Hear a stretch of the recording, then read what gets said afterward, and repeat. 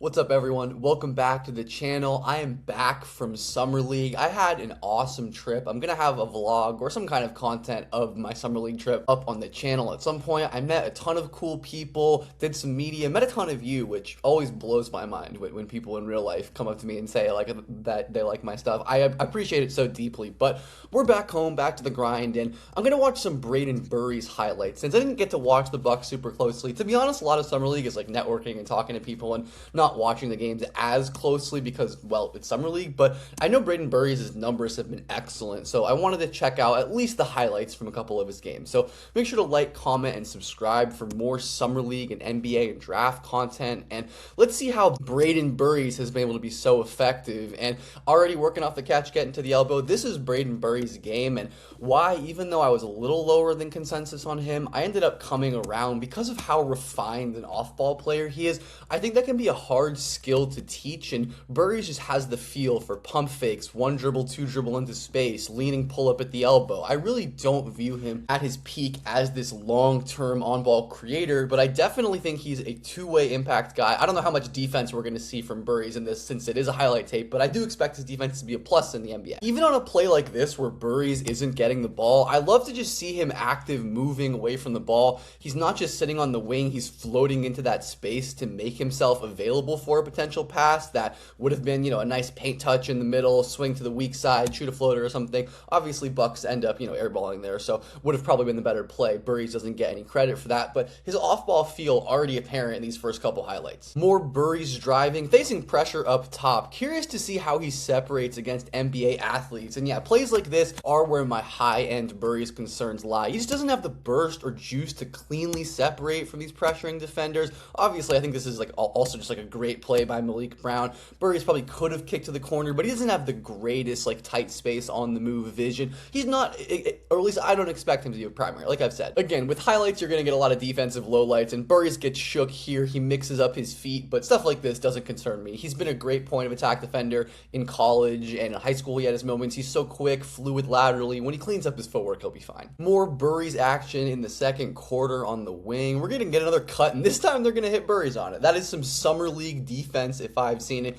Weak side defenders going, was that me? Was that me? Was that you? They are clearly confused, but Burries is going to take advantage of that. And I really do think, even though it's Summer League, these high feel, great processors just stand out. Like Alan Graves has been awesome, who I'll probably make a video about at some point as well. That's another example of a crazy high feel guy. Obviously, all the top four, I think, have their advantages, in terms of feel and processing. Once again, I hate these split screens, but we have Burries handling pressure out at the top, and he's going to get the ball back on a catch and shoot over a contest. The stuff that you want to see from Burries. Being a knockdown off-ball shooter is obviously going to be key. I like him operating on a lot of these pitches and handoffs, and ooh, nice finish right there. Nope, I preloaded my commentary before I actually saw what was going to happen. That is why you don't do that. Doesn't look particularly explosive on a play like this. And again, are some moments where I'm curious about athletic translation downhill as a two-point scorer with Burries. Burries spotting up once again on that left wing over a, kind of weak contest, but good to see him hitting threes. That is what he does, and pressuring a little bit out as we're kind of seeing a ton of guys pressure, but solid pickup there against pressure. The ball's going to swing. They're going to create an advantage. That is initially a play started by Burries, or at least one where he drew a double team, made the correct read after picking the ball up, and his teammates did the rest with advantages all around. Let's get into the second half where Burries is going to start out swinging to the corner for a Nate Ament three. I don't love that pause, but I like him hitting the three. Another Burries drive that starts off the ball, multiple screen and handoff actions in one is something I really like, especially for Brayden Burries, helping him get downhill, gets to the middle. Let's see, okay, he does get blocked again there. So definitely vulnerable to these weak side shot blockers, at least in this game, and you see him trying to decelerate, create some space, but Jacoby Gillespie is also a really good defender. He's a sticky, low center of gravity on-ball guy, so players like Burries, who I don't think he has the handle yet to just totally bully guys with his strength, that's something he can definitely improve, will struggle with players like Gillespie. Let's see how he handles this pressure. Going to pass out, and once again, another advantage created for the Bucks. Just a lot of simple decisions I think Burries is going to be good at right away relative to a lot of rookies. This was a much better point of attack rep. Burries opening his hips, he's sliding his feet, keeping them decent decently wide and forces a kind of tough shot, even though he does give up an angle to the rim. Like, he's not an elite athlete by any means, like elite quickness. So at the highest levels, that could cause him issues. Offensive rebounder gives him up, but overall, good by Burries. Fourth quarter, Brayden Burries action. We've got him on defense here. Let's see if they involve him at all. Again, defensive highlights are tough in these. And again, it's only highlights, but I still always think it's interesting to think about what you can possibly take away. Pete Nance firing from deep. More Burries defending the ball. Highlights usually contain a lot of defensive lowlights, especially when it's like full game highlights because it's just buckets from both sides. But even then, I don't think this is terrible point of attack defense from Burries. He's able to slide with his opponent, stop his momentum, and get an okay contest. But again, the NBA is so tough. These shot makers, even at the summer league level, are just like a different level than college. And all of these rookies, Burries included, are going to have to adjust and adapt. And this time, Burry getting involved as a screener before receiving the handoff, catch and shoot three. This is the stuff that I really like. I'm definitely curious to see what Taylor Jenkins can do with Burries. His player development has definitely been solid in the past, and I think using him as more of like a wing off-ball mover, pitches, handoffs, using him as a screener with his strength could be really fruitful. More Burries full court pressure, and he's going to get turned here, force some help, and the help wasn't the best here, but you can see some of Burries' footwork issues, right? They come together in midair. It looks like he almost has both feet off the ground, and this is where he gives up the angle to the driver downhill, and his leverage isn't good enough either. He's able to get blown by, but Burries, I do think will adjust on defense. He was pretty atrocious defensively early on in his freshman year. Like, I remember that game against Florida, he just did not know, oh my God, Yakuchonis. He just had no idea what was going on, but he got better as the season went on, and by the end, I thought he was really impactful on defense. So I'd expect him to do the same as his NBA career and just like rookie year goes on. But for now, Burries is a rookie. He's going to get lost away from the ball and give up a drive there. That kind of off-ball focus stuff, you definitely want to see it improve as players get older. This game's getting a bit out of reach for the Bucks, but Burries with the strip gets to do his thing. He is, to me, at his best in transition, and we see a little bit of that. Nice push-off, little bump there, strong finish off of 2 feet, and, you know, a bit of an offensive foul maybe, but that is the NBA these days.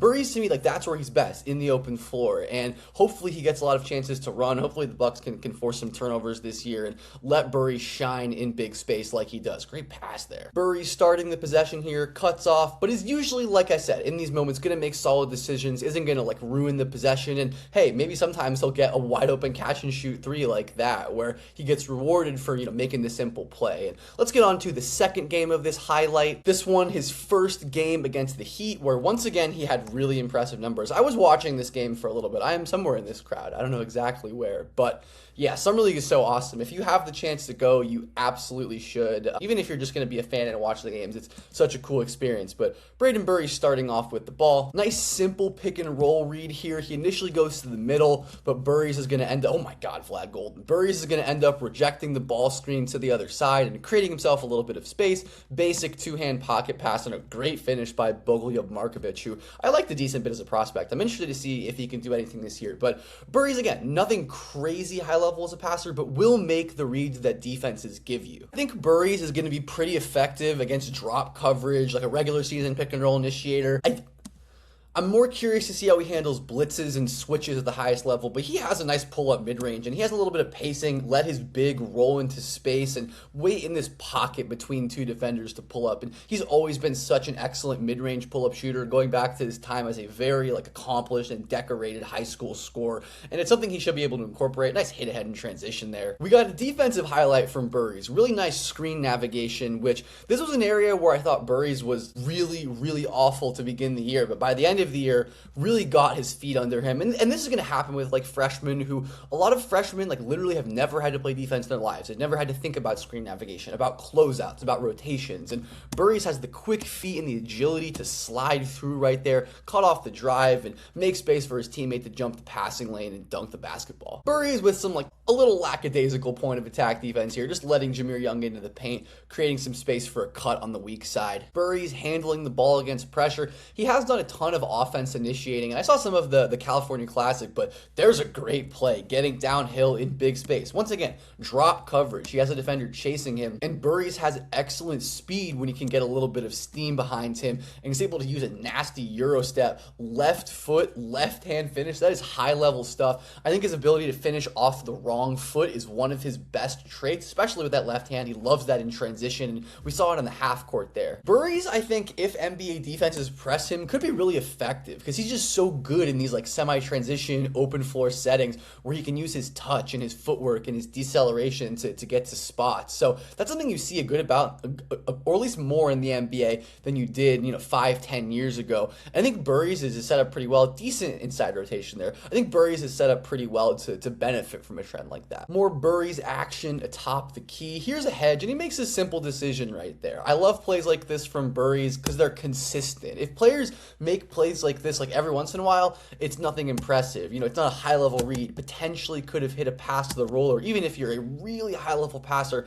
down to the baseline cutter. But just stacking these simple decisions is valuable, and to me something that's hard to measure without just like watching a lot of games and getting a lot of film on these players. More relatively sloppy defense from Burries. This is, to be fair, what you're going to see from most rookie guards in Summer League, so just want to show all of the good and the bad that I can, get as much as we can. More dribble handoff work from Burries, and just simple decisions taking what the defense gives him. My God, Pete Nance. I think I remember a couple of these plays live starting about now. Burries in the full court. I'm sure something good's going to happen here, not just because it's a highlight, and oh my goodness, Burries bump floater. That's a great move, and his strength, we've seen him use this deceleration, the Euro step. Great to see Burries showing off the kind of special stuff that he does that I didn't see as much in that Spurs game. What a pass by Yakuchonis. This is not a Kasparis video, but whew, I'm excited for him this year. Burries has looked a little clunky changing directions and moving in space on defense in these highlights. It could just be, getting his bearings, his footwork once again being kind of choppy in moments like that, both on and off the ball. And of course, it's tough to recover back in transition anyways. Nate Ament and Brayden Burries in action together. I love seeing that. This time they're going to keep going under. Actually, they've been going over, and that is why you have to go over on Brayden Burries. When you do go under like that, he has a plenty good enough jumper to punish you, which is a valuable thing, of course. And